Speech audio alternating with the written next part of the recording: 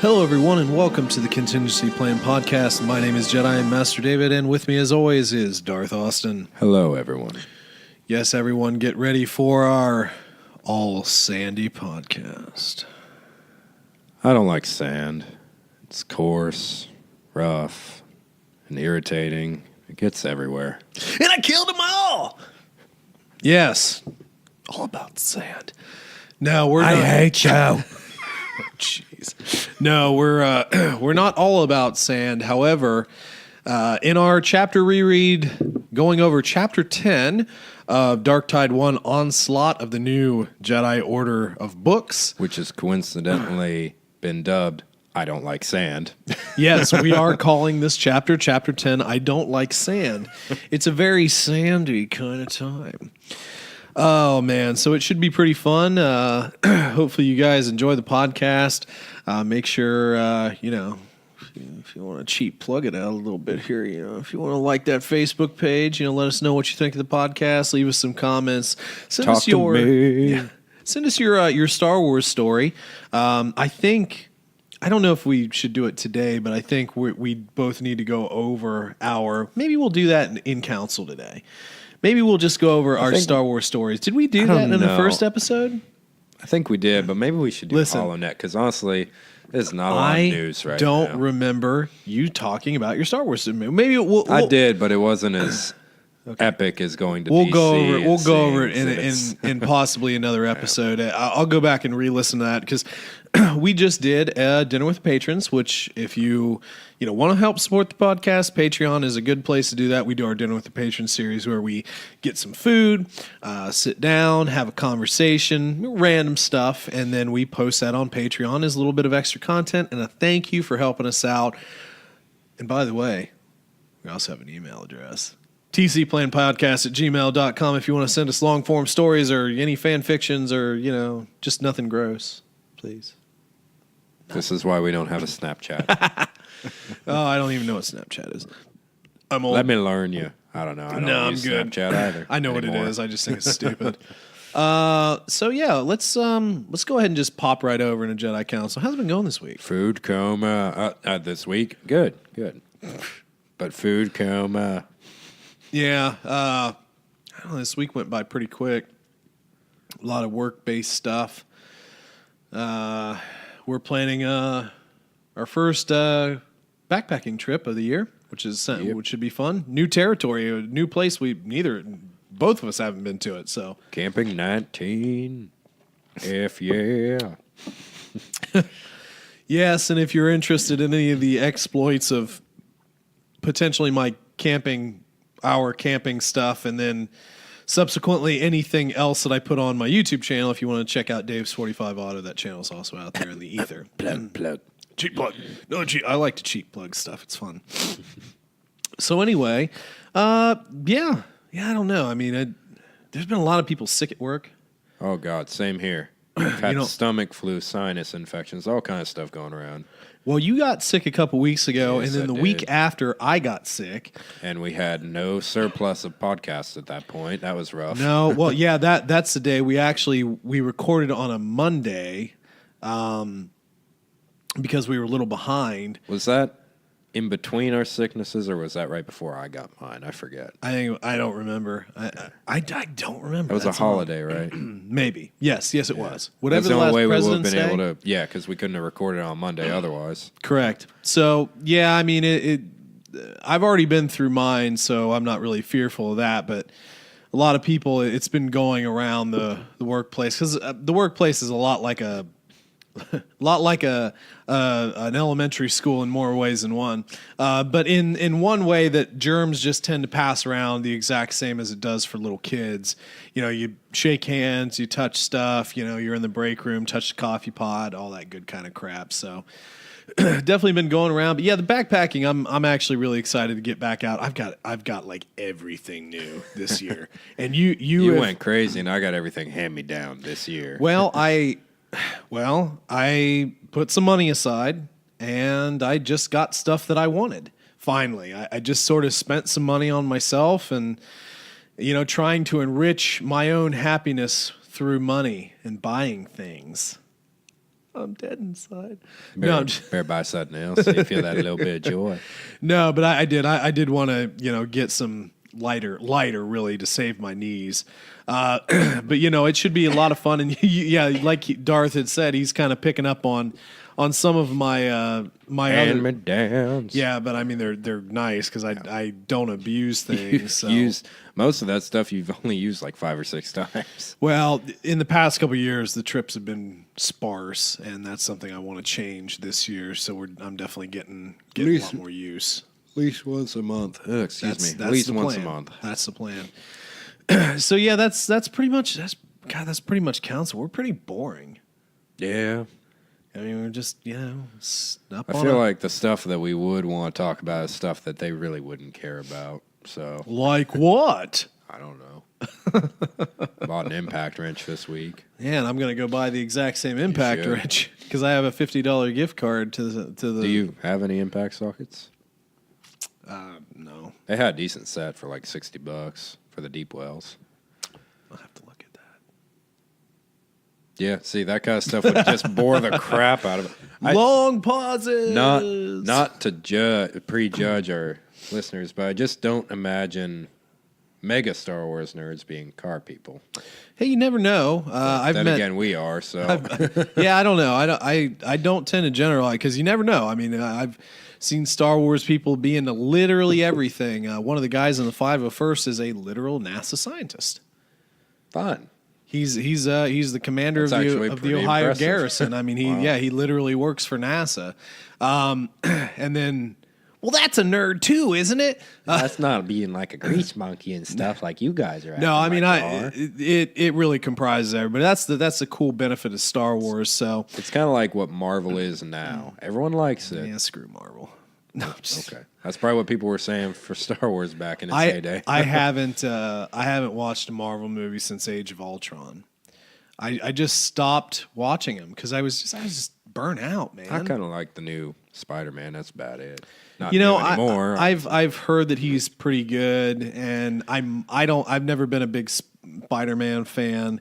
But, I don't care about Ant-Man. I don't care if Paul Rudd's in it. I could not care less Black about Panther that. did look cool, and eventually I will watch that. But again, do you care about Black Panther as a character? He was kind of cool in whichever I think the issue is Avengers movie he was in. Yeah, I think the movie is what I'm more interested in. Now, Black Panther as a character in the comic books, I don't really know much about him. So, but the movie seemed to be done so well and portrayed so well that I'd be interested in it. Ooh. Big bad news. Did you see on Facebook that Marvel picked up Blade and they're bringing Wesley Snipes back? No, I didn't see that, but that's awesome. But seriously, he's coming back. He will be Blade again. I got into a conversation about that at work. The manager was like, who actually gets excited and liked Blade? Oh, dude, I love Blade. You go to hell. I mean, the subsequent films were a little iffy, but the original movie is what I'm talking about. Yeah. If they keep it in that vein and don't try and do like some ridiculous thing, that would be cool. Well, the third one, he actually fought Dracula. Yeah. And wasn't that with Ryan Reynolds? Yeah. What was the second one about? Like a chimera, sort of like a weird vampire chimera. See, I don't remember that one. I just remember the first and third. Yeah, it was. The first had the best story. It wasn't. The second wasn't good. The third one, I don't remember well enough. I just remember Ryan Reynolds trying to do Ryan Reynolds stuff. Yeah, and like pre-Deadpool. Was Jessica Biel in that? I think so. Who was the second villain? Like the crappy villain in the first one, the funny guy who got his hand chopped. Yeah. He did that sitcom. He's a family man. Yeah, dude. Grounded for life. I never really. And watched he was the in show, Ghost Rider as well. Oh yeah, he was the best friend in Ghost Rider. I liked him in Blade though. He was just kind of like too. He was perfect. He was a weird comic relief, but no. Anyway. That's a cool bit of news, but they're not talking about Star Wars. I know. Also, they said that compared to the original Blade movies and how violent they were, it'll blow people away. That was like child's play. Listen, if there's one thing I took away what they can get away with now is almost terrifying. It's true. But if there was one takeaway from Blade, I always wanted that sword. Oh God, yeah. with that little ring that would activate springs and cut your hand up if you didn't know how to use it. I just thought I was trying to explain that. Was cool. I was trying to explain that to someone the other day. It's an anti-theft device. It's like, why would you do that? It's like, why wouldn't you do that? So, although, how many people are going to steal a sword in a world of guns and stuff? Listen, that cool sword from him. By God, if you're fighting him, are you going to try and steal his sword? No, if I just found it on the ground somewhere and he dropped it, it's like, oh, that's a pretty sweet sword. We'll just go ahead and steal. Never dropped it. Okay, yeah, that's something I'm excited about. Yeah. Anyway, so let's move on into the HoloNet series. It's not really about the HoloNet. During our Patreon series, we were talking a little bit about something in our Patreon series that you have to watch in order to figure it out. Give us money. No. I mean, in all honesty, we posed a question: prequel series versus the original trilogy. We're not going to share the results of that. That is in the Patreon because anybody who supports us, we want that to be exclusive content. But we got to thinking during our conversation, gun to your head. Because we almost could not make a decision. Yeah. So gun to your head, you're trapped in a room forever. You get 3 Star Wars movies. 3. You can mix and match. The entire roster. You can mix and match. Trilogies. Which 3 would you choose? And let's have a little discussion about it. You go first. Oh, thanks. Okay.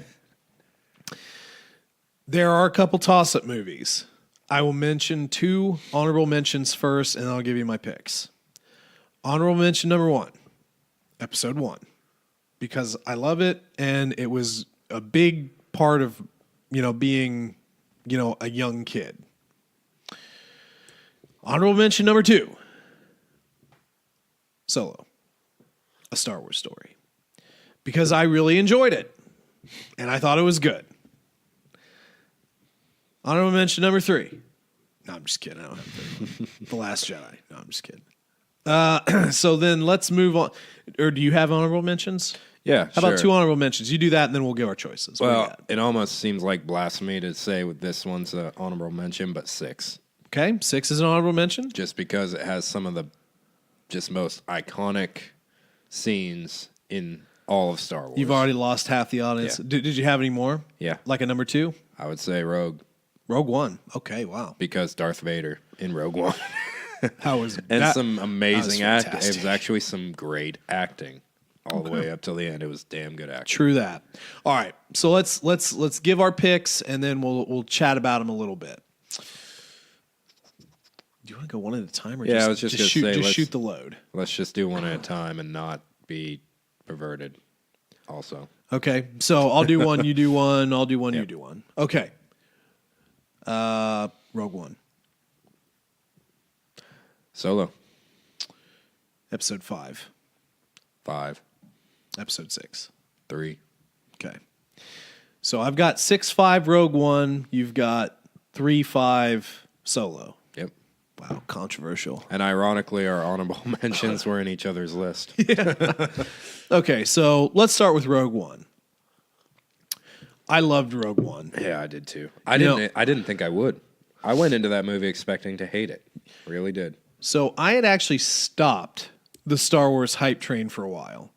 After Disney bought it, I was kind of disillusioned because, a lot of like what we're reading in this series, The New Jedi Order, I loved it. Now you're not canon anymore. Yeah. And I was very skeptical of what Disney could do with Star Wars. So I didn't watch. Rogue One came out and Force Awakens came out. I didn't watch them. One day I said to myself, this is stupid. Why am I not watching these? Which one do you think I watched first? Rogue One or Force Awakens? I would say Rogue One. You probably knew that because I probably told you. No, I don't think you did. Okay. I watched Rogue One. And I was like, holy crap.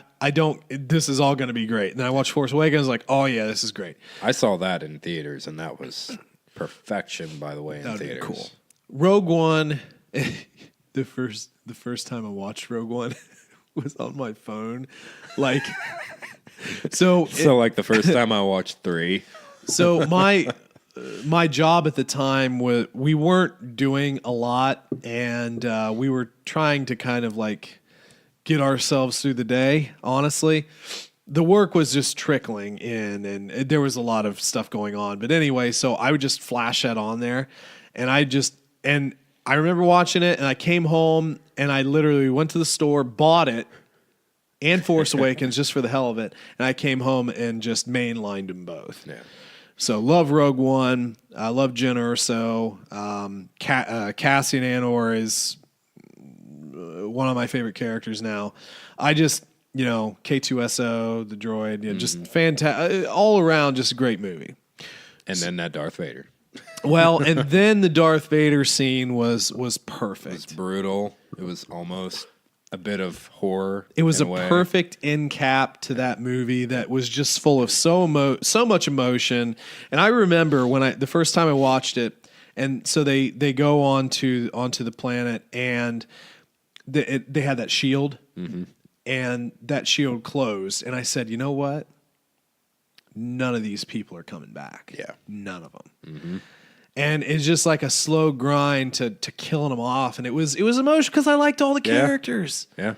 You were emotionally invested in the characters, and they didn't have a lot of backstory. They weren't super well developed, but it just made you feel a certain way. It made me feel a certain way. And how do you feel how they killed off the main two characters in the end? You mean at the end? Yeah.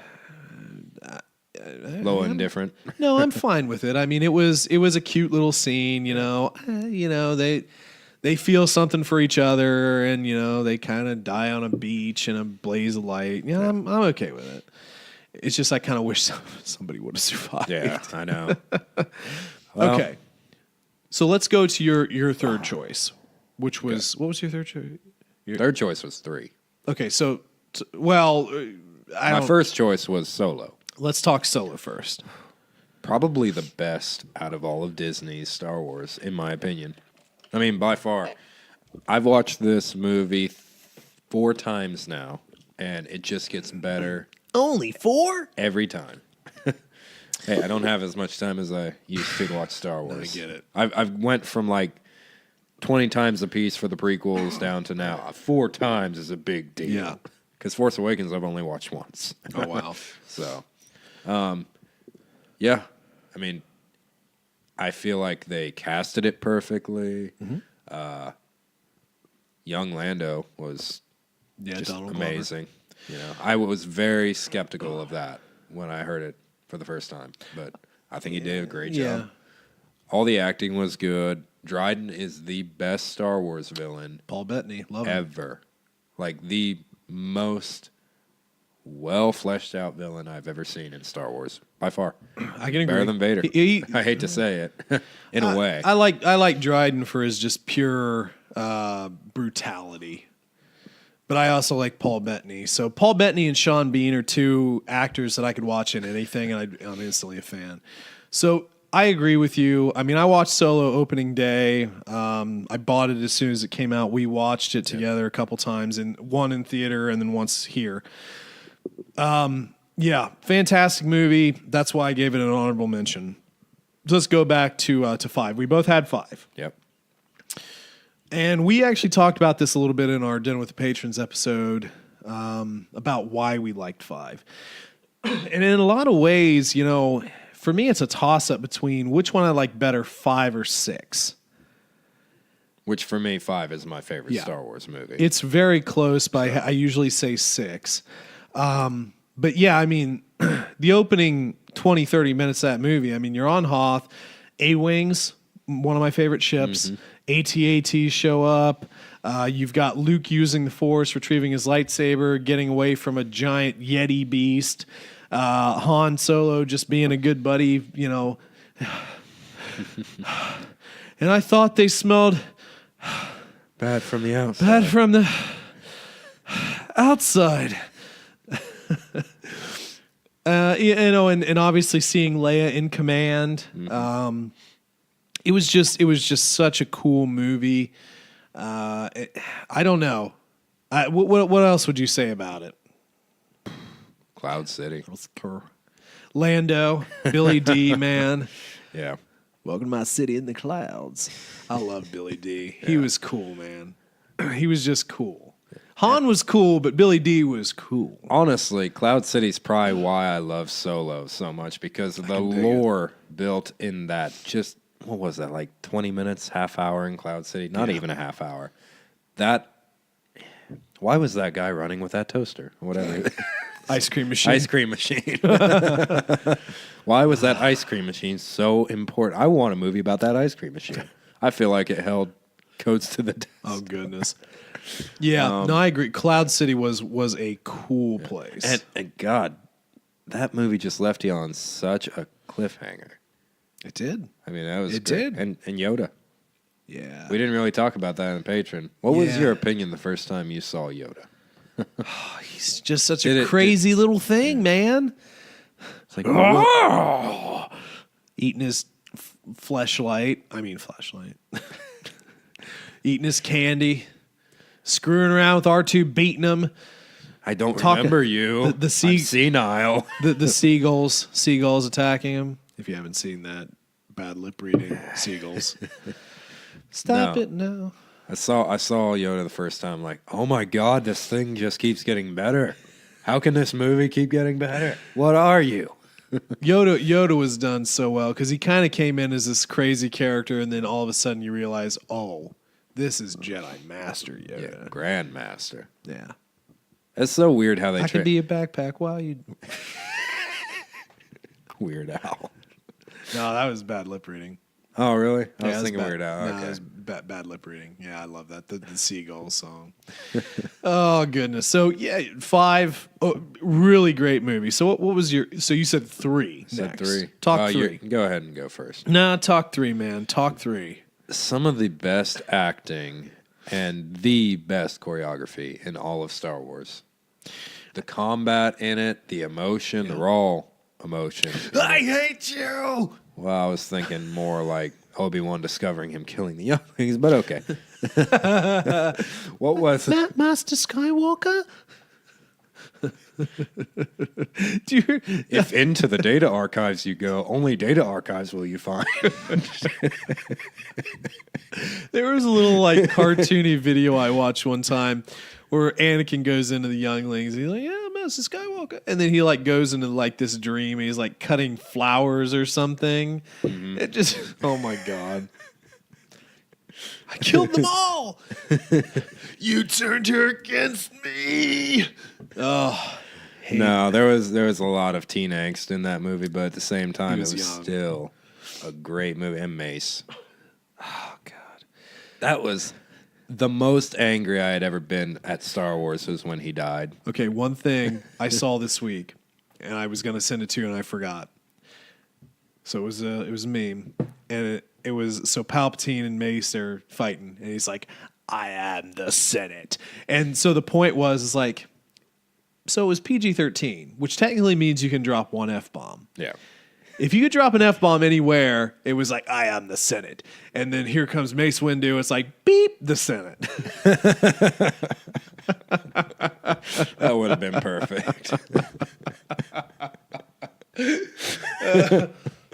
That honestly would have been, it would have been so Samuel L. Jackson. It wouldn't have been... I don't care about your mother beeping Senate. Oh, Samuel L., man. Really, really good casting decision. He really is Mace Windu for me. He is. Wow. So, yeah, no, I get that. And we talked choreography a bit, and you're right. The lightsaber duel at the end was spectacular. It was just so, the background was all so busy. It's like, yeah, I'm going to ride some little piece of metal in a lava field or whatever. It's just kind of like, that's the only thing that gets me in retrospect watching it now, because it's just so damn busy. And we talked a little bit about in the past about practical effects versus CGI effects, and I love practical effects. But the choreography was awesome. Really good, and we both watched the behind the scenes on that. And there's actually a part in that movie where you can see the lightsaber without the light, because in that one they added in, and I think there was like 2 frames where you would just see it flick off if you paused. Well, that was something that I did for A New Hope. Because when Obi-Wan's doing his little jousting thing, if you stop it at several points, it will take off the light, and you can just see what they were using, the little extendable thing. Yeah. So yeah, it's big baton essentially. Yeah, it's kind of interesting, but yeah, I had forgotten about that. Yeah. But no, 3, 3's not my favorite. It's not my least favorite. It's definitely not my favorite of the 3, and almost Attack of the Clones almost got an honorable mention or possibly a spot. Well, but again, this is 3 movies stuck with a gun to your head this is all you could watch in a room by yourself forever and ever. So I understand that. You got to have that connection to the movie. Yeah. And I mean, 3 was cool. Don't get me wrong. The cringe between Hayden Christensen and Natalie Portman. So the relationship was over, and now they're cool with it now. What relationship? No, I mean they seem to be a little bit more comfortable with each other, as comfortable as you can be, being young and weird. Well, they're married, so they should be. Well, you would think. Oh man, Natalie Portman. Anyway, we're not objectifying women on this podcast. So Phasma sucks. No, I just had a huge crush on Natalie Portman and Keira Knightley based upon those original, because Keira Knightley was her like double sometimes as Queen Amidala, and I just had a huge crush on both of them back then. Through all of what we just talked about, you know what I couldn't stop picturing? Wesley Snipes as Mace Windu. Oh my God! Just think about for a second. Just think about it. Oh, so like Blade Wesley Snipes, not like Major League Wesley Snipes. Yeah. Oh my God! Like, he could almost pull it off. He really could. Just think about it. I'm thinking about it. I just see him with like the haircut. Does he get to keep sunglasses on through all the Jedi Council meetings? Yes. Now listen here. There's always Skywalker. You're always trying to skate upstream.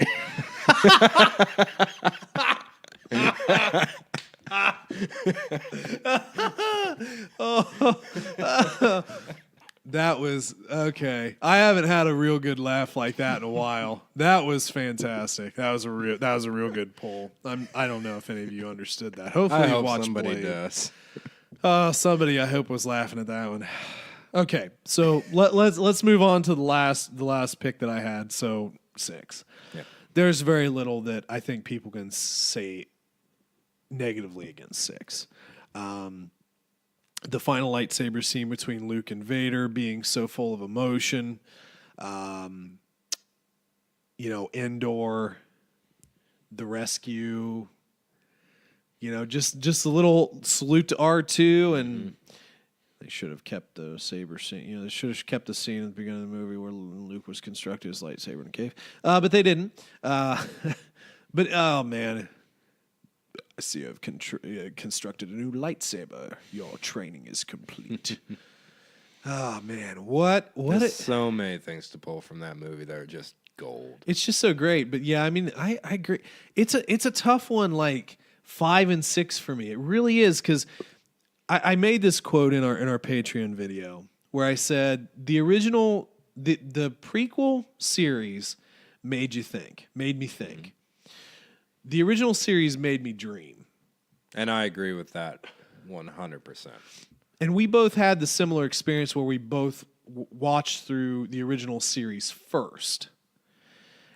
And like I said, I don't remember you saying that in our original first episode, so I have to go back and listen. If not, we'll. I talked more about the prequels in our first episode because we might have to update that. Star Wars, honestly. But I'll tell you again, you guys out there listening, send us in your Star Wars stories. Yeah. Let us talk a bit about it, because like I'm sure some of you had the same experiences we do, and it's just neat to hear. I just, honestly, I just want to see someone who says, I just got into Star Wars. My first was Rogue One or Force Awakens. I've heard those stories. Just honestly to hear that someone's about to experience all that amazing perfection, that would just get me excited. So, no doubt. I don't care if you're a veteran who's been watching Star Wars since it first came out, or you're 18 and you just freaking watched it for the first time in your life. Yep. We're all equals. Yep. You don't have to know everything. You don't have to be a veteran. My favorite movie is The Last Jedi. Banned. Yeah, exactly. Even though you're the only person who wants to talk to me, banned. Oh, man.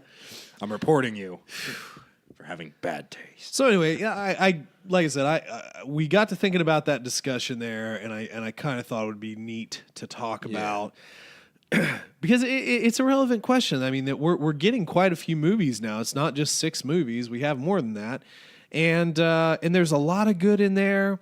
We got 10 movies to talk about now. That's crazy. Did you ever think, as a kid, that you would have 10 Star Wars movies? Well, after the prequels, I didn't see him doing more. No, I thought it was done. When they announced that was a hit from Blindside. Man. Yeah. I mean, I got excited. So then, I guess the only other thing is why no love for the new movies? Well, for the new series. I haven't watched Force Awakens enough to really say that, but I did give love to Solo. So, Well, a new series, not you're talking spin-offs. Rebels. No, Rebels, get out of here, man. I liked Force Awakens. I actually really enjoyed the direction. I thought the direction was a little derailed in Last Jedi. I'm hoping and really hoping some more that Episode 9 really kind of brings us back to the focal point of the story. But we'll see. Force Awakens holds a special place in my heart. It was the first Star Wars movie I've seen opening night. No, really? Movie theater. Wow, yeah, that's wild. And it was kind of cool because you just see all these. I mean, and it was kind of sectioned off. You had these old Star Wars vets. Yeah. In the back. You had all these kids who had never heard about Star Wars before. Yep. Experiencing it for the first time.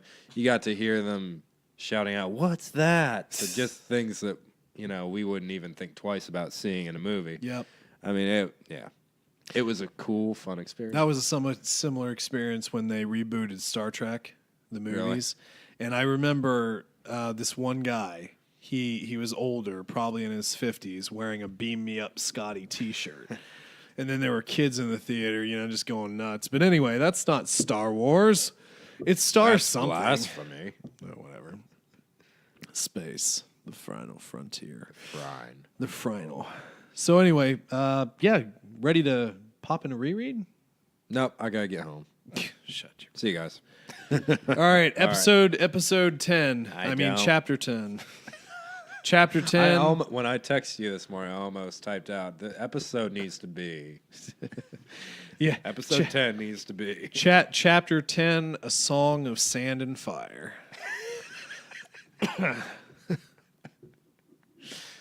Makes glass. Obsidian. Which coincidentally, for those of you who are Game of Thrones fans, what about that trailer? April. April is literally. I think I'm just gonna die in April because I'll be celebration and watching, the next season of Game of Thrones. I'm just gonna die of happiness. I think I just need to have a marathon watch all of it again. I'm currently in season 3. Going back through. Okie dokie. So we're going to join our good friends Cornhorn, and Ganner. And where are they? They're on the Dalliance. The stupidest name for a ship ever. Yeah, didn't you love that? So what's the name of your ship? Is it Dalliance? I think Dalliance is probably what it is. That's what I would say. It's like they were lazily trying to say the Alliance. I'm going to call this ship Dalliance. You mean the Alliance? No, Dalliance. I just want to call it Dandelion. All right, Cornhorn and the Dandelion. So they're going towards Bimiol. What do you think? Good pronunciation? Yeah, perfect. Oh man! So their mission given to them by Luke was to go rescue some scientific folks, some students. That's all that's going to happen. That's a simple mission. Simple mission for simple children. Just a 4-hour mission. I mean, just a 4-hour tour. Yeah, whatever. Well, how long was Gilligan's Island tour? Wasn't it 3? Was that a 3-hour tour? 3-hour tour. Why would you pay for a 3-hour tour? Dude, I think it was a 4-hour. I don't really care about boats, so I probably wouldn't do it anyway. But anyway, so Corrin, the freighter Dalliance. I thought this was a weird choice of words. It reverted from hyperspace. I thought so too. So you couldn't just say came out of hyperspace. Well, it reverted from hyperspace. I guess that's more technical. They went backwards into hyperspace through to the other side again? Is that how that works? Exactly. Well, it came out smoothly, let's put it that way, and began its long arc towards Bimial. It was nothing like an X-Wing. Yeah, exactly. But it didn't feel like driving a planetoid either. Yeah, it was. How many planetoids have you driven, Corrin? Not as many as X-Wings, boy. Apparently. So, Corrin and Ganner are polar opposites. Well, no. What I was going to say is they're not. They're being a little bit more cordial toward each other right now after the what is it, the Garnan or Ganan or whatever that was, the incident with Corrin's son sicking the horde of ants on Ganner.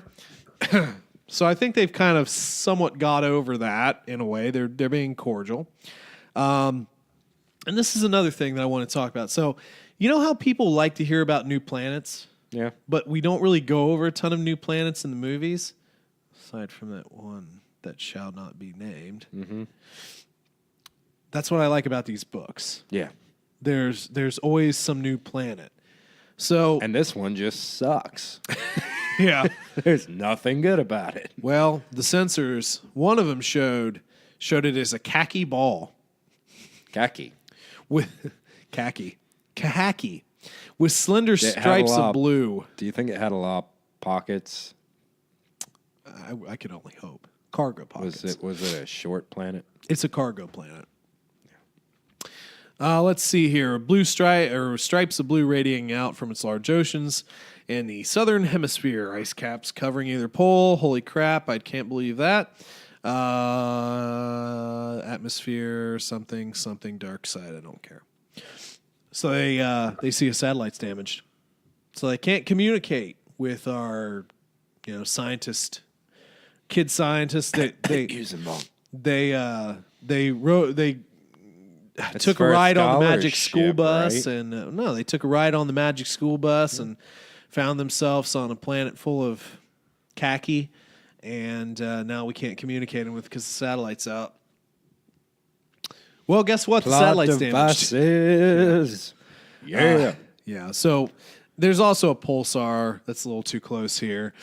So they can't make communicate. That's why they have a satellite. Mm-hmm.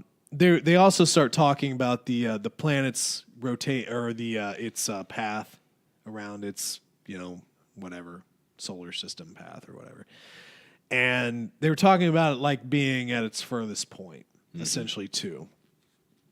Backstory. They also tried to use some codes. That doesn't work. It's an old code. But it's not working. And let's see. Right, they're down there, below it, on the northern continent. What does the weather look like down there? Tail end of sand gales. The air will be full of dust, but definitely breathable, provided we use filtration. Now, Corrin does, his first thought is, not like Belkanen. And no indication of that, but it's, Corrin's being cautious here, obviously, and Ganner kind of brings, sort of insinuates. It's not all going to be using Vong, but Ganner's like, well, it could be, though. We have to be careful. But that's kind of the arrogance of, Ganondorf. That's what I was calling him. Oh, yeah. Horn and Ganondorf. Well, I'll show some respect to Corrin, but Ganondorf's kind of still on my naughty list. Let's see here. Oh, this was another funny part. So Ganondorf says, I get no evidence that the Yuz and Vong are down there. And before you ask, no indications of damage to the satellite was caused by coral, skipper, plasma, or whatever. How? He couldn't tell. He would have no idea. I know. And that's the thing. That's the thing that Corrin, again, you have the benefit of experience with Corrin. Mm-hmm. And he says, we don't know if they're there or not. Of course, since we can't feel them through the Force, the only way we'll know if they're there is when we see them. I'm not looking forward to any such encounter. Logic. He uses logic. Yeah, exactly. And our mission is to find the academics and get them out. Simple. Unless we make it complicated. Unless we make it complicated. So anyway, they take the ship down. Now, this was kind of an interesting sort of like description. So it's flat disc shape. Mm-hmm.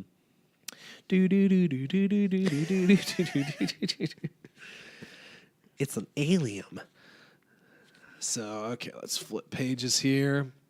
He didn't have any trouble getting it through the atmosphere, which is sweet. You want to talk about Ganondorf's landing in the sand? Kinda. So let's just table set a bit. So obviously they're getting on their respirators or their filtration devices. They're putting on their robes. When they open the hull, because the ship sank a bit into the sand, so they weren't able to get through the hatch at the bottom. So they went through the hatch at the top. And as soon as they pop up there, he's just getting sand down his back and sand everywhere, and it's coarse and irritating and gets everywhere. And he hates it. But so they also killed it all. They also make mention of Ganon like, I'm just calling him Ganon now. Need to play Zelda. Need to play Zelda as Link. But anyway, so they mention his attire. So he's got like nice robes. He's got fresh cut hair. He's looking all fresh and everything.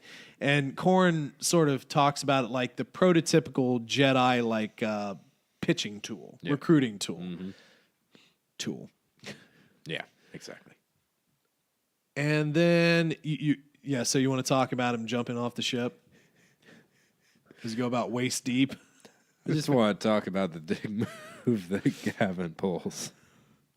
Talk about it, man. You know, just like, oh, yeah, I'm just going to cover myself from all this sand. I could, help you out too, but I'm good. Well, and that's another part. So Ganner, he projects a force shield to keep the sand off of him. And as they're going up, he extends it a little bit, but not so that it will cover Corrin.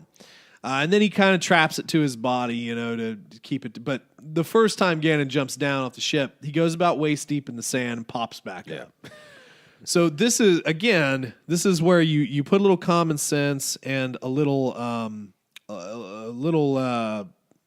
experience in this. Let me see here. I don't want to go too far ahead because I do tend to.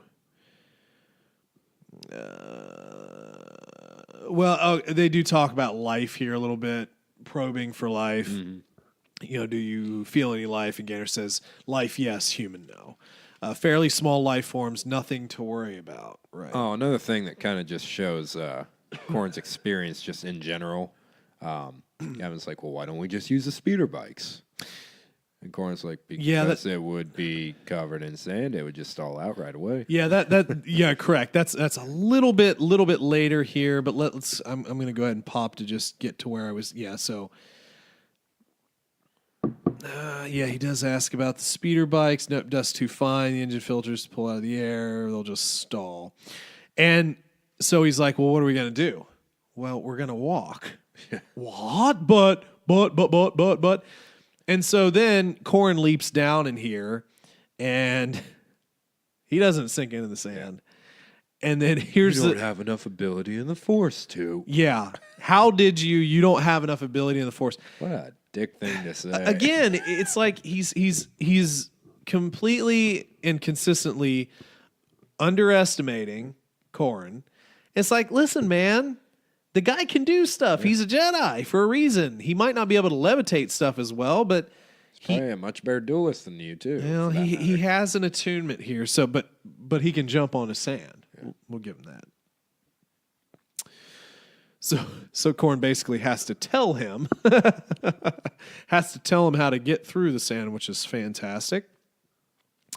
Now, Ganner apparently stopped his little force shield thing too at some point because he does start to get dirty. So I guess that didn't last forever.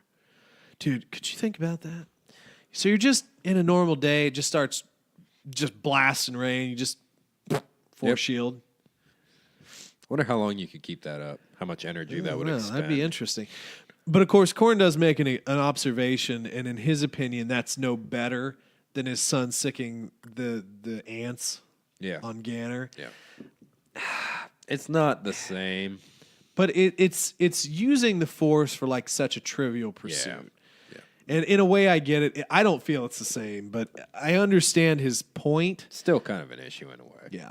Kind of like how Annie would just use the Force to cut his food and Padme's Pears. food and pears. Yeah. Shout out to all my pears. Yeah. I'm hip, I tell you. I'll tell you what, boy. So anyway, they come upon an encampment. And let's see. They're constantly probing for life, and he's finding insects and small mammals. And what's that? And some shwapee. Oh yeah, right. So Gannon in his ever constant depths of knowledge does come up with where is that at? I was trying to look for it. Page 79. Okay, so same here. Small creatures are shwapee. Oh, wow. So, I guess the survey said that they were fairly common around there. They're This was funny. The report says they're herbivores and indicates they graze on the abundant vegetation. They're literally in a sand dune. Yeah. Where's this vegetation? And that's underground. Potatoes. Well, that's the thing, because Corrin then says they've overgrazed it then very badly. And that caused the sandstorm, apparently. and again, it's just so much a contrast between an old veteran and just a kid. Yeah. It's really kind of hilarious. By the way, Ganner just mentions how even I would tire if I had to float the two of us over there. Yeah. Where did that come from? Who said you could just float around? Who said you could just float me? You just assume. You're just going to start flying in space next, even though we thought you were dead? Yeah. Well, it comes up because Corrin basically says, there's caves over there, so do you want to fly or walk? So, Ganner's immediate response was that, well, it would tire me to float us both over there. And you can think about a look on your face when you're, it's like, what the hell are you talking about? Yeah. I'm talking about flying the ship. Yeah. Oh, he's like, oh, well, walk, I guess. I've seen I'm enough. tired of the ship. I've seen enough of that ship. I just love how he's like in a sandstorm. He's like, I'm tired of being in the ship. I'd rather take the sandstorm. Yeah, what a dork, which is detrimental, as we'll kind of figure out here in a bit. Well, here was another thing. So again, he's constantly probing, but he's starting to feel that some of these animals around here are like frightened. Yeah. And he's not sensing a lot of the, what are they? The Shwippies. The Shwippies? The Shwippies. Yeah. The Shweepies. But they do start to sense something else. And he kind of sensed this in the beginning. They were just off in the distance, like a shadow, Oh, well, here's another observation. Endless observations about this planet. At least it's not hot like Tatooine. Yeah.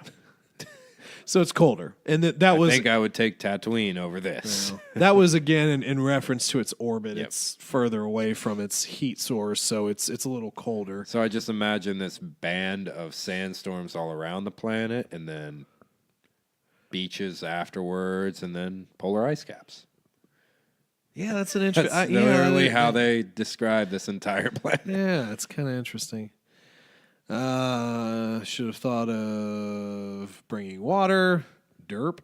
Something that would have been good. Wait, something's moving out there. Can you feel it? Yes, coming in along the dune lines, coming fast. The sand is shifting a bit there.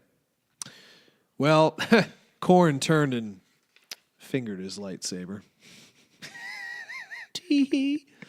Giggity. I'm a 12-year-old boy.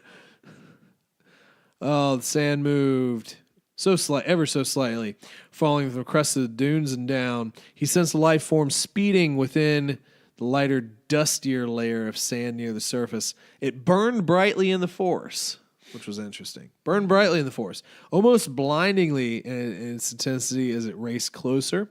Kind of like Mara Jade. You're darn straight. It's just a bunch of weird Mara Jades out there in the sand.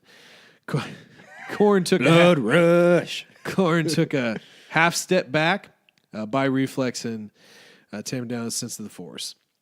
The thing burst from the dune. Nothing more than a gray and white blur. It shot past Corn and dived into the next dune. Its powerful flat tail snapped back and forth, then disappeared within the sand. The beast shot off the south, and both men watched the sand. I can't say sand.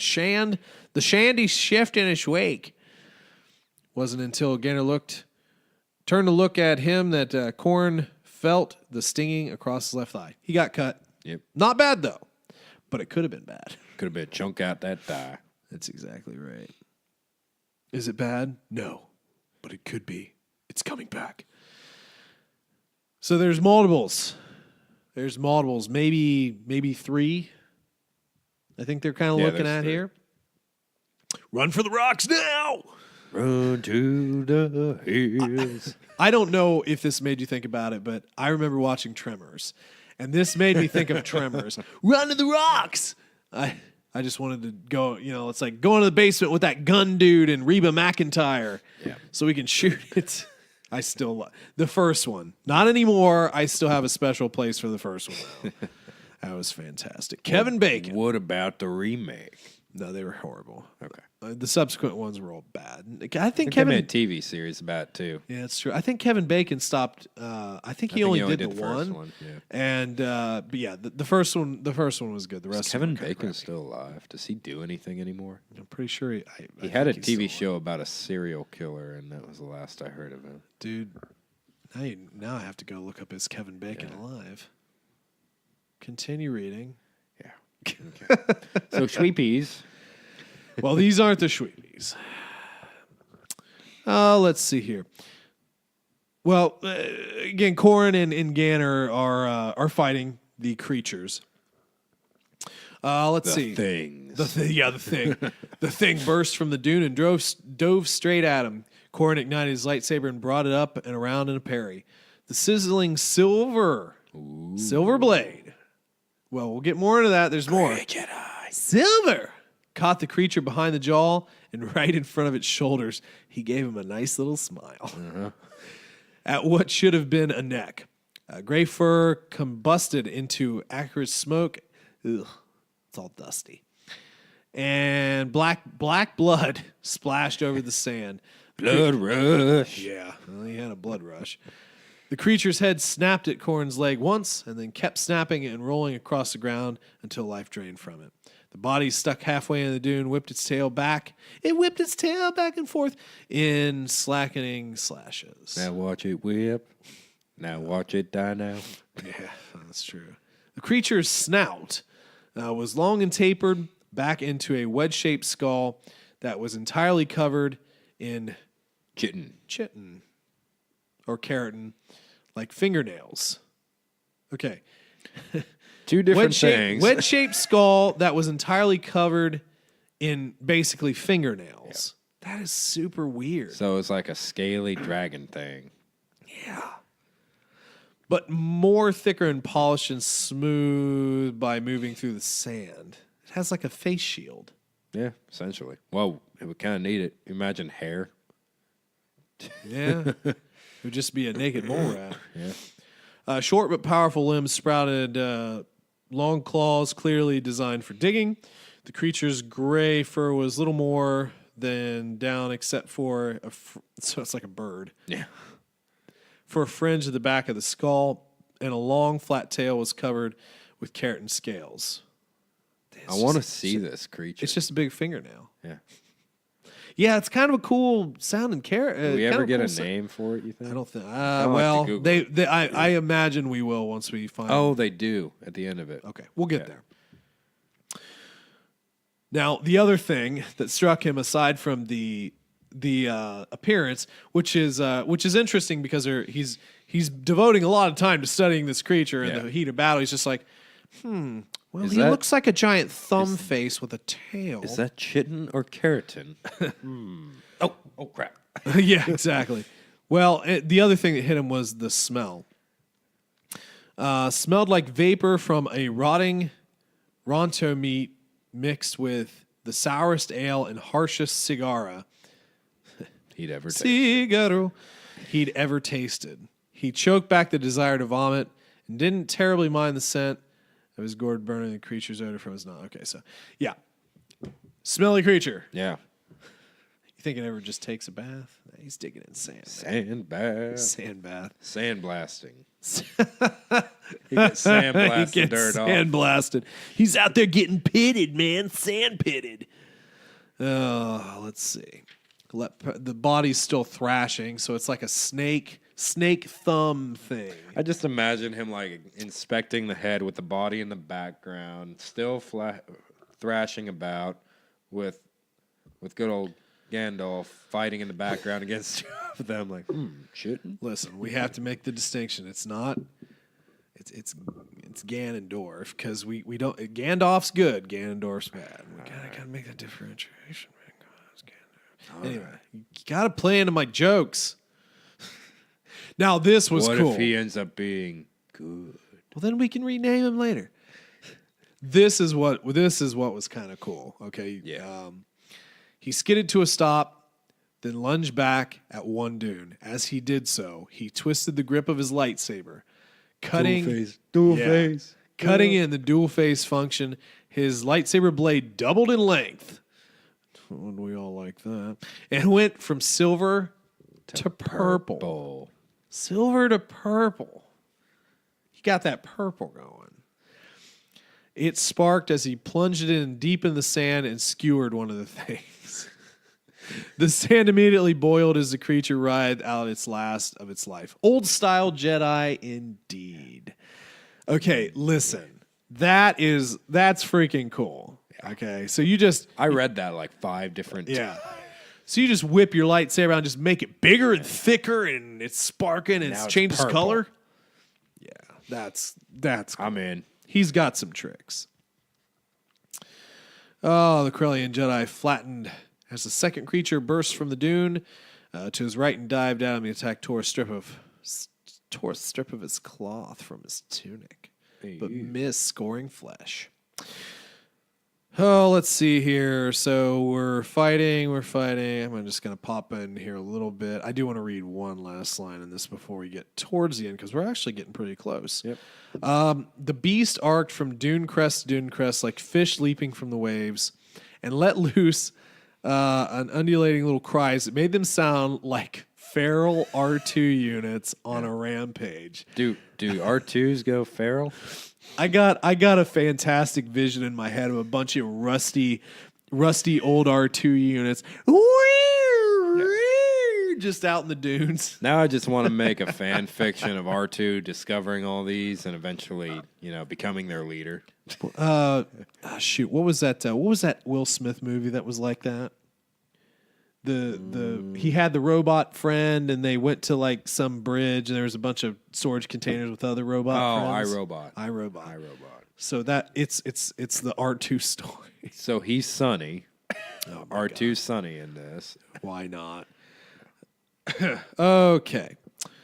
So they're running for the rocks. Two men appeared on the rocky outcropping toward which the Jedi ran. Each of them bore a blaster carbine and started triggering off random shots, scattering them across most of the direct routes to the caves. More of the creatures moved away from the shots, letting Corn and Ganondorf coming in fast. Chest heaving. They reached the rocks. Thanks for the help. The young man nodded, then raised the carbine muzzle as an older woman emerged from the mouth of the cave. Thick. She's thick. Thickly built. She's thick. Thickly built. With 2 C's. Thickly built, with dark gray hair pulled back over tight bun. The woman had a hard look in her cobalt eyes that indicated she brokered. No nonsense. But those associated with her for a half second, she reminded him of his father-in-law, Booster Tarek, when she scowled and he realized he probably wasn't going to get along with her even that well. She gets a little hip action, just a twist of the hips. Jedi, I should have known. What do you mean? Only fools or Jedi would cross The Slash rat. killing field. You should Google what they look like. Yeah, I probably will. You've got lightsabers. That makes you Jedi. Horizon Arrow. Of course, that doesn't mean you're not also fools. Slash rat. Thus bringing us to the end of chapter 10, man. What'd you cool think? Creature. What'd you think of the chapter as a whole? Great chapter. Yeah, I think we both. When you came through, I was pretty happy with the chapter. Probably my favorite of the book so far. One of my favorites. Well, there's been a couple of really good ones with Luke, but this is a very good chapter. Yeah. No filler. Just I mean it was pretty much pure action, but on the plus side, they have found our little scientific people. Desolate planet / rats. It doesn't look like I can find anything on / rats, so that's probably a little too obscure. Yeah, well, it's cool. But cool descriptions that again, like I've kind of gave this writer a little bit of crap so far, but he describes things. This was an actual very descriptive chapter. It must have been a good day. And dual face lightsabers, bro. Oh, so cool. Just pulled that out of his butt. It's like, you know what we need? Skewers. A lightsaber to get bigger. Bigger. Turn purple. Yeah, no, that was very cool. And obviously we're starting to see Corran's skill. Mm-hmm. And I think Ganner is starting to I don't know if he's getting it yet. I don't think he's getting it yet. I think he'll get it by the end. I think he'll be able to sort of understand. He'll get it. He'll be dead. Well, we'll see. But yeah, so now it's interesting what will happen next. But we're going to go ahead and leave you with that. Hopefully you guys enjoyed the chapter. I actually thought it was a pretty good chapter. Same here. Hopefully you enjoyed our little conversation about the movies in the beginning. Again, make sure to let us know in any of our social media or anything like that. If you'd like to join the conversation, please do. Again, Facebook, YouTube, email address, tcplanpodcast@gmail.com. You can let us know at any one of those. We'll read your stuff on the podcast if you'd like. And, again, send us your stories if you'd like to hear those on the cast. Patreon's available if you want to help us out. And, yeah, man, I don't know. Anything else you want to say before we sign off? Not a whole lot to say other than, Clone Wars is the best. God, controversial. All right, folks. Well, thank you very much for taking the ride with us today. We appreciate you stopping by. And as always, may the Force